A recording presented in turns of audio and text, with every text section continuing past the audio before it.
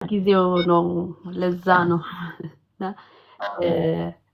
ጸሎት ፍሬያማ ያልሆነ ጸሎት ስትል እየሳኩኝ ነበረ። ምክንያቱም ብዙ ጊዜ የፈሪዱላ አይደለም ያልከው ራሴን እንደዛ አገኘዋል። የሆነ ነገር ሲከብደኝ ሲጨንቀኝ ልክ ጮኬ ሰው ሲጨንቀው እንደሚጮህ ግን እኔ በጸሎት አድርጌ ልክ ሰውየው ጉቶ አይቶ እንዳለ እንደዛ ነው። በቃ እጮሃለሁ በጣም እና እረብሻለሁ በጣም እረብሻለሁ እና እየሳኩኝ ነው የሰማሁት። እና በቃ ልክ እንደ ፈሪዱላ ነው መጣብኝ ነገር አደርግና እንትን እላለሁ እና እንደዛ አይደለም ስትል በጣም በቃ በጣም ያልከው በሙሉ በአንድም በሌላም አለ እኔ ጋር ወደ ራሴ ሳየው እና ሌላው ደግሞ የሚያስፈልገን እግዚአብሔር ያውቃል። ግን አንዳንዴ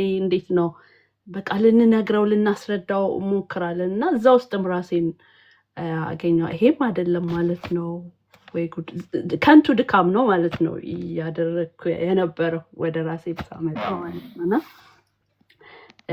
ጸሎት ይሄ አይደለም ያልከው አንድ ሁለቱ ኦልሞስት ሁሉም አለውበት ትንሽ ትንሽ እና ጸሎት ግን እግዚአብሔርን መጥራት ነው፣ ወደ እግዚአብሔር መጮህ ነው፣ ነፍስን በእግዚአብሔር ፊት ማንሳት ነው እና እግዚአብሔርን መፈለግ ነው የሚለው። በቃ እኔ የምፈልገው ይሄንን ነው፣ ግን እዛ ውስጥ ነኝ ያለሁት ከላይ ጠቀስካቸው ውስጥ ያው ግንዛቤ ባለመኖር የምፈልገው ግን ይሄንን ነው። በቃ በእግዚአብሔር ፊት ፈሶ በቃ ቁጭትን አቅምን ቁጭትን ጥማትን ስትል ነበር። በቃ በእግዚአብሔር ፊት መፍሰስ ፈልገዋለሁ። በቃ እንዲመልስልኝ ፈልጋለሁ፣ እንዳወራውም ፈልጋለሁ፣ በጣም ፈልጋለሁ። ግን እዛ ውስጥ አይደለም ያለሁት እና ጌታ ይባረክ። እግዚአብሔር ይረዳናል እና አብሶ እግዚአብሔር መፈለግ የሚለው በጣም ነው እንትን ያለኝ። ምክንያቱም አንድ ምሳሌ ስትናገር በጣም ነው ውስጤ ገብቶ የቀረው። የጋለ ምጣድ ላይ ነፍሳት አያርፉም። በትክክል በቃ በዚህም በዛም እያለ የሚመጣና የሚያስጨንቀን አሁን አንተ ከመክፈት በፊት በጣም የሆነ በቃ እንትን ውስጥ ነበረ ያለው። የሆነ ሰደሊ መጥቶ እንትን የሚለውጥ ነገር አለ አይደል? ሀሳብን በቃ ሙድን እንትን የሚል ነገር ከገባ በኋላ እንደውም አንተ እየተናገርክ ትንሽ ቀለል አለ። ጌታ ይባላል ስሙ በሚጠራበት እንጂ እና የጋለ ምጣድ ላይ ነፍሳት አይቀመጥም ስትል በእውነት ነው ፓስተር፣ ያሳል እውነት ነው። አይቀመጥም፣ ምክንያቱም አያስቀምጠውም። እዛ ጋር ኢንጆይ ሊያደርግ አይችልም። እንደፈለገ ሊተረማመስ አይችልም። እና ይሄ ነው ማለት ነው እያልኩኝ ነበረ።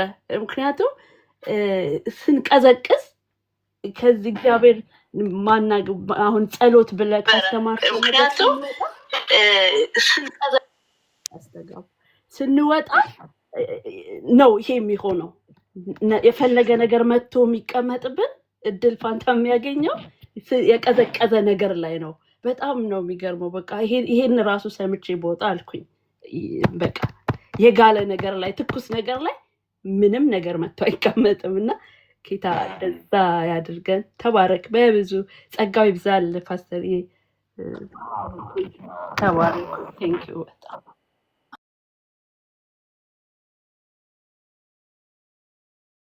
አለው ፓስተር። ሰላም ሰላም።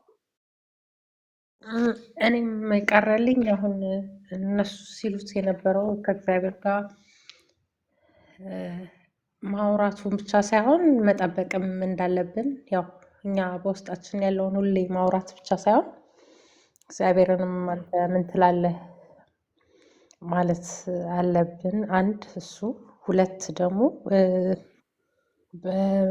በምንቃወም ሰዓት ያው በመጮህ ብቻ የሚሆን ነገር እንደሌለ ጠላትን እንትን ለማለት ለማሸነፍ ያው በጣም እኔ በበኩሌ በጣም የሚያቅተኝ ነገር ተቃውሞ ጸሎት ሲባል ሁሌ በቃ የምቸገርበት ነገር ይሄ ነው።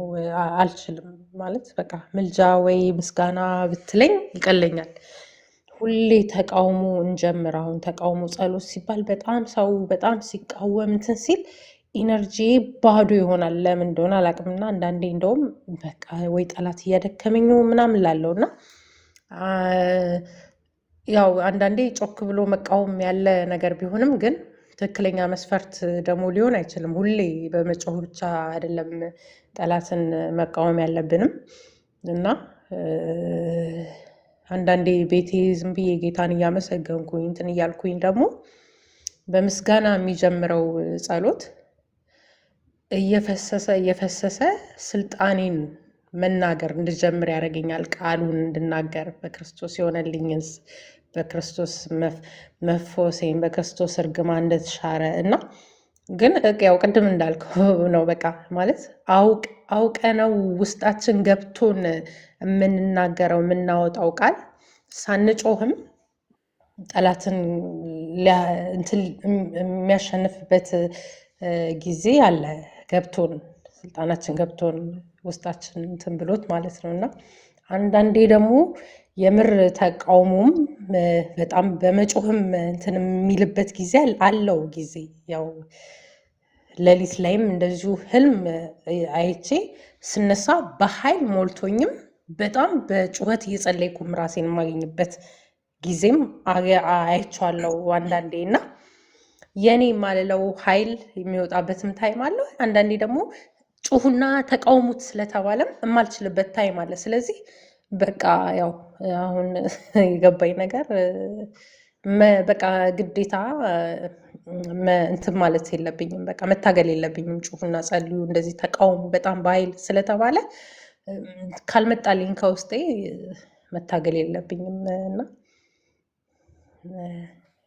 ይቅርቱልኝ።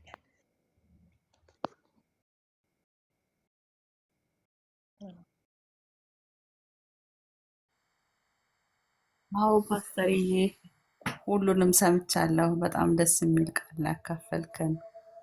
ያው እንግዲህ በእኛ ድምፅ ከፍ ማለትና ዝቅ ማለት እንዳልሆነ ጸሎት ስራው የሚሰራው ምን አስታወስከኝ?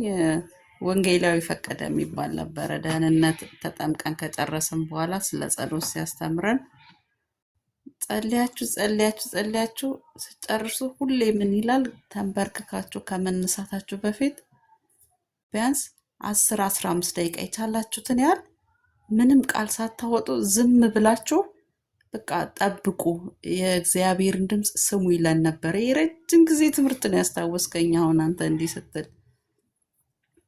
በቃ እኛ የምንለውን ያው እግዚአብሔር የኛንም ንግግር ይፈልጋል ብላችሁ ስጨርሱ ብቻ 15ም 10 ምንም ደቂቃ ይሁን የምትችሉትን ዝም በሉ ይለናል። ሁሌ ተንበርክካችሁ ከመነሳታችሁ ብሎ ያስተማረንን ትምህርት አስተማርክ። ሌላው ይሄ በመጮሁ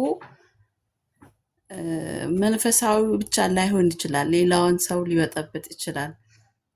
አሁን ስለ ጩኸት እኔ ዛሬ ልነግርህ እችላለሁ ሲስተር። ከ8 ሰዓት እስከ 11 ሰዓት እንግዲህ የኛ ግቢያችን ሰፊ ነው።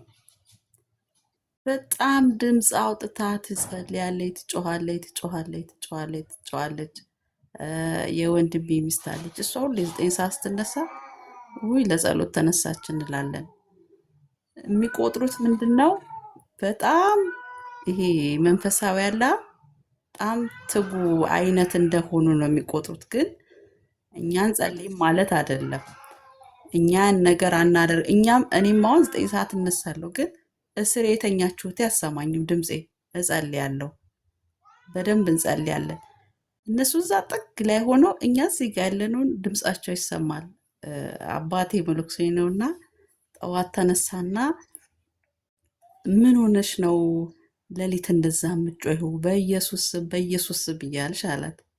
ሱባኤ ላይ ሆኜ ነው አለችው። እኛ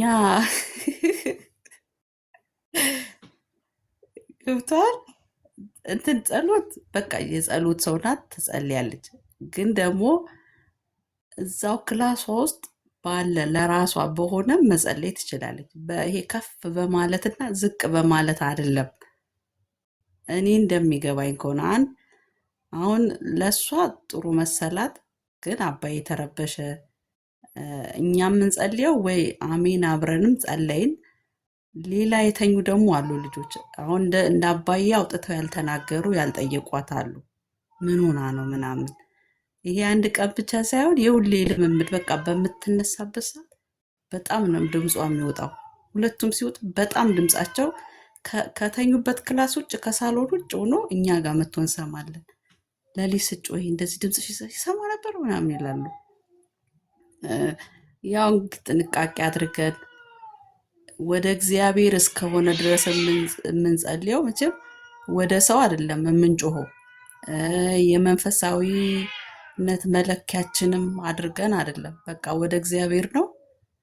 እኔ ስር የምተኛዋቴ ሳሰማኝ ወደ እግዚአብሔር እንደምጸልየው እነሱ መጸለይ ይችላሉ። በተለይ በእንደዚህ አይነት ሰዓት ላይ ሰው በሚያርፍበት 12 ሰዓት ተነስተው ስራ የሚሄዱ አሉ፣ ቀን ሙሉ ትምህርት ላይ የሚውሉ አሉ። ከውጭ ድምፅ ሲመጣ አያሳርፍም፣ መተኛት አይችሉም።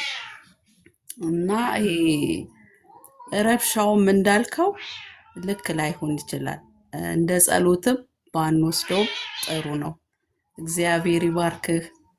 እንዴት መጮህ መጸለይ እንዳለብን አስተምረህናል። በጣም ነው ደስ ያለኝ።